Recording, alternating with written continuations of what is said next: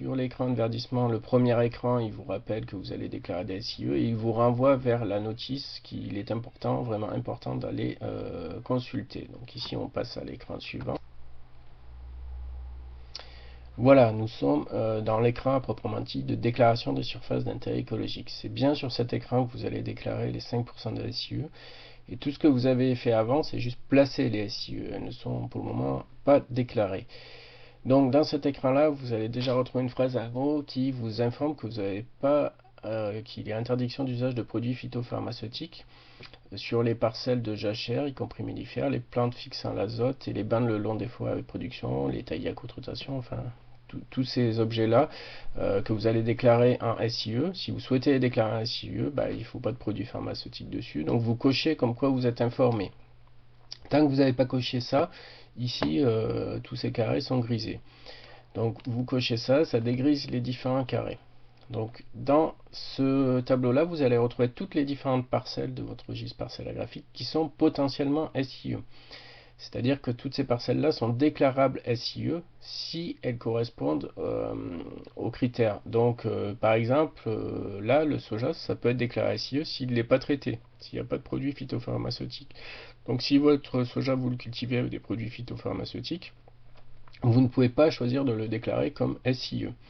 Donc vous allez retrouver ici toutes les parcelles. Donc vous allez déclarer par exemple cette parcelle de plantes fixant l'azote, donc de la luzerne, les cultures dérobées, ici la bordure de champ que nous avons dessiné à l'instant, la 9.3, les cultures dérobées, la jachère mellifère.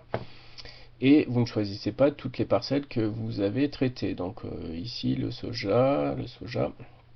Ensuite, là, vous allez retrouver un tableau avec tous les éléments topographiques qui sont potentiellement SIE.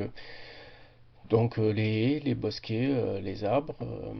Donc vous allez ici choisir les éléments que vous souhaitez déclarer SIE dans votre dossier. Donc il faut bien les vérifier que chacun de ces éléments correspond et bien chez vous et correspond aux critères de SIE. Donc par exemple, je choisis cette haie là. Ensuite, en bas, je calcule le taux. Donc ça m'a calculé un taux de SIE à 8,35. Donc là c'est bon, je dépasse les 5% de SIE. Donc ma déclaration est bonne et mon verdissement sera payé entièrement vis-à-vis du critère de SIE. Donc ici il faut garder à l'esprit que c'est ce 8% là c'est le taux que vous déclarez. Donc c'est avant les vérifications faites lors de l'instruction de votre dossier. A priori, si tout est bien déclaré, si tout est bon, ce taux reste à 8,35. Mais par exemple, si tout à l'heure on parlait de la longueur de la bordure de champ, si vous étiez trompé dans la longueur notée, ça aurait pu vous calculer une SIE beaucoup plus forte, pas réelle. Donc après, dans l'instruction, le vrai chiffre aurait été recalculé et potentiellement ça vous fait baisser votre taux de SIE.